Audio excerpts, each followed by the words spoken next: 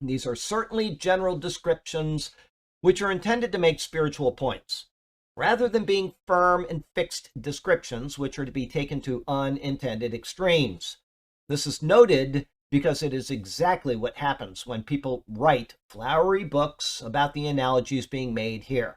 One example of the non-rigid nature of the implements of armor is that of salvation.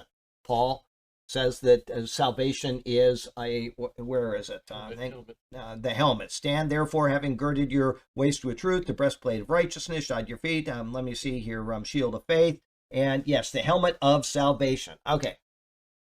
Where was I? Yes, it says this is noted, and the armor is for salvation. In verse 17, it is called the helmet of salvation. Thank you.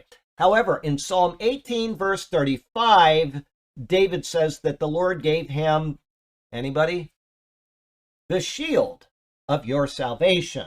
Okay? The helmet and the shield are both pointing to the same spiritual truth, salvation, but they are being used in different contexts to make different points about the matter of salvation.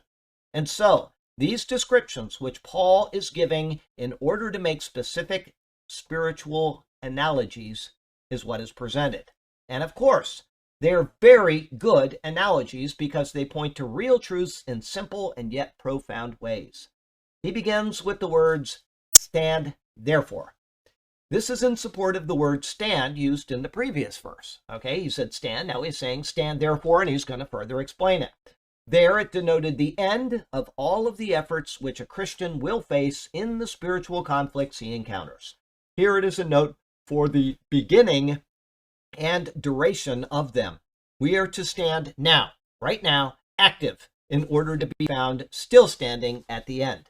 You don't start standing in a battle and not keep standing unless you want to be defeated. Okay, and that's the point that he's making there. Stand therefore, and all of these things are being used so that we stand, as he says at the very end or whatever, stand therefore, and where does he say? I'm sure he says it one more time, and doing so you may stand. Maybe that's another verse he says somewhere. But anyway. Previous verse, end of previous verse and the beginning of this one. Okay, yeah, and that's what I said here, but I thought maybe he summed it up with that as well, and I don't see it. Anyway, but I know he says it elsewhere. Paul uses the term stand and walk so many times. Walk is how you conduct your life.